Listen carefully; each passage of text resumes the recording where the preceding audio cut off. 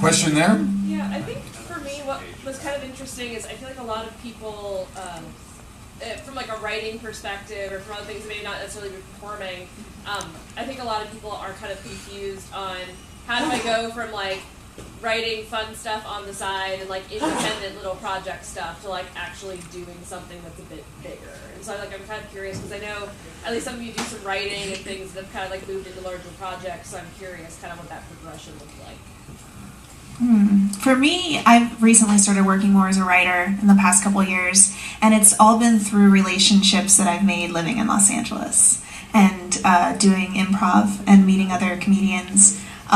Every job that I've had actually for the last 10 years has been through somebody that I met doing improvisation. And that's all just been because I've been living in LA and hanging out with people there. So for me, that's a huge part. And I guess for you too, you were just saying she's known Maria since 1992. So I think getting into, and LA is obviously not the only place to do that, so just getting into a community, I think, where you're meeting like-minded people who are also doing that thing, and then having a real friendship and, building those relationships, I think is the most important thing. That's a cool way to do it. Another way is to get a manager. Yeah. And that kind of sucks. It doesn't suck. It's like they can be wonderful additions to your career, but it can be sort of daunting. I think I was supposed to be the moderator. Are you guys okay? This is awesome. We're GoFundMe moderating right now. I mean, because honestly, these people look like they're self-winding, and I'm not any funnier than they are, and they look like they're really having that soda and sharing moment with you. So do you need me to moderate, or are you good with these 4 people here?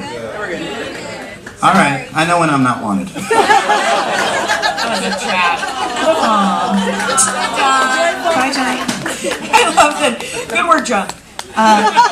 Tawny was actually giving a really good answer, though, to something else. No, but Carla, I'm so serious. I like your answer better because I think that is what's more important. And I think people focus, sometimes in the industry, people focus really hard on like, I need to get a great rep so that I can get in the door. But what you said is more realistic of like, meeting people. But anyway, I was just going to present that there's an alternate way to do it, which is to submit writing packets and writing samples to the people that are actively looking for them, and that's not the actual television shows. It is the management and the agents, the literary agents, whose job it is to find you guys who are great and to pluck you out and to kind of help you develop your voice and then present you with opportunities for shows and films and stuff. Because you can't really just like submit straight to a show traditionally. I know there are exceptions, but they kind of don't want like unsolicited submissions, but through your representation, you get like little windows of opportunity. Yeah, and you are from Chicago, well, not from Chicago, but you were in Chicago for a while, right? Yeah, uh-huh. And so that's another city that's not LA, obviously. Yeah. And you got representation there? Is that right? Well, my reps are in LA, but yeah, I started in Chicago. I built my career in Chicago. I moved to LA like 2 years later because I'd been on every ambulance show that Chicago shoots and got killed off of them, and I was like, okay, I gotta work somewhere else. Northside Ambulance, Southside Ambulance. Yeah, Chicago Medical Ambulance, Chicago I love all Train those Police. shows. Yeah. Did you do any coroner stuff? No? I was In a hearse? Were you ever in a hearse? I was in all of my scenes were in ambulances. I'm not joking. I was a paramedic once in crisis, and I said, we have to get this woman to a hospital. Awesome.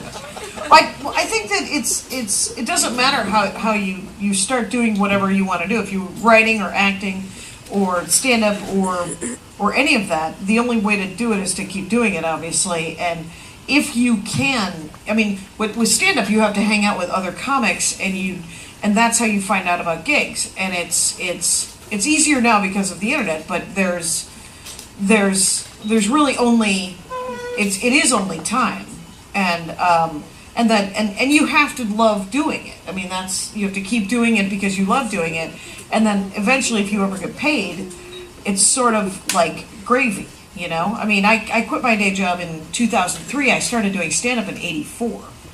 So I couldn't quit my day job because I was scared to quit my day job because I enjoyed a regular paycheck so much that when I got a half-hour special on Comedy Central, and I was like, fucking jump or don't. And it was hard the first couple of months, and I didn't have a savings because I'm a comic. But it was.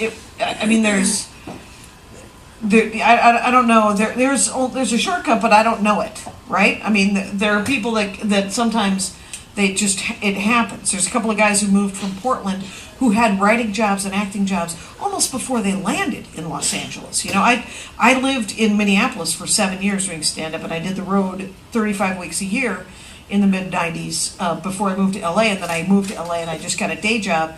And people say, why did you move to LA? And you're like, well, to see if anyone cared, right? I mean, you essentially run up the flagpole in New York or Los Angeles, and that isn't even entirely necessary anymore, right? Because No. of the internet. Sure. Yeah. You can get discovered anywhere via YouTube video And podcasts.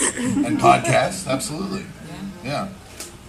It's 19 hats, though. I mean, you have to do all the jobs I mean, if like I don't write my own scripts I don't write scripts or short stories or novels or anything, but I assume that those people are constantly sending out and getting rejections, like Yeah. being their own agents in addition to creating their own content, right? Yeah.